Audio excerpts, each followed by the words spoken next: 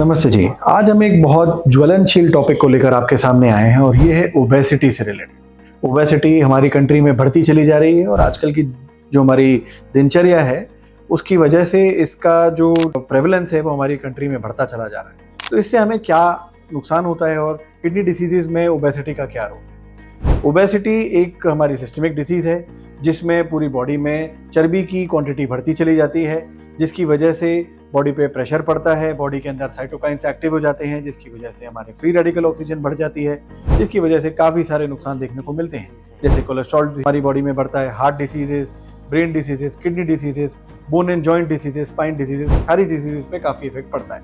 Kidney disease की यदि हम बात करते हैं तो किडनी डिसीज के रिस्क फैक्टर्स जैसे diabetes and blood pressure obesity से रिलेटेड होते हैं। इवन ओबेसिटी हमारी लेटेस्ट रिसर्च में देखा गया है कि ओबेसिटी इटसेल्फ अपने आप में किडनी के लिए काफ़ी घातक हो जाती है। किडनी के अंदर एक बीमारी होती है जिसे हम कहते हैं सेकेंडरी एफएसजीएस, जो किडनी की एक बड़ी बीमारी है। यदि टाइमली इसका कंट्रोल ना हो तो प्रोटीन निकलता चला जाता है और ब्लड प्रेशर बढ़ने की संभावना हो जाती है और एंड में स्टेज 5 किडनी डिजीज जिसमें डायलिसिस या ट्रांसप्लांट तक की जरूरत भी पड़ सकती है। तो ओबेसिटी एक खतरनाक बीमारी है जो हमारे बहुत तेजी से बढ़ती चली जाती है। इसके उपाय क्या हैं? तो ओबेसिटी से जो होने वाली किडनी डिजीजेज हैं उसके लिए इसकी जड़ ओबेसिटी पे हमें इफेक्ट करना होता है।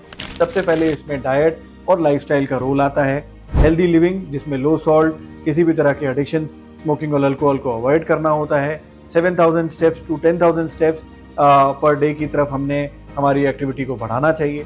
5 डेज अ वीक यदि हम 30 टू 45 मिनट्स मॉडरेट लेवल की एक्सरसाइज करते हैं, स्ट्रेनस एक्सरसाइज करते हैं, तो लॉन्ग टर्म में हमारा मसल मास बढ़ता है और ओबेसिटी का लेवल घटता चला जाता है। किडनी डिसीज स्पेसिफिकली की बात करें तो किडनी डिसीजेज में यदि आपकी बॉडी में ओबेसिटी है और आपने अपने यूरिन चेकअप कराया है या आपके पैरों में सूजन नजर आती है तो यूरिन में प्रोटीन निकलने की संभावना बढ़ जाती है।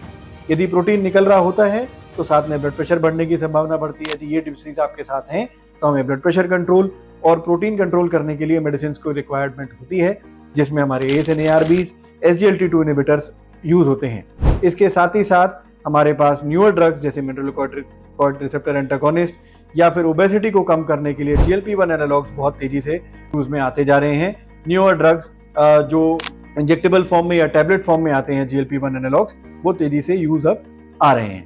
लेकिन ये ड्रग्स के साथ साथ डाइट एंड लाइफस्टाइल का मेजरमेंट बहुत जरूरी होता है। यदि हम ये ना करें तो ये ड्रग्स इतने इफेक्टिव नहीं होते। इससे अधिक जानकारी के लिए अपने नेफ्रोलॉजिस्ट को संपर्क करें और इसका पूरा निदान लें। Thank you.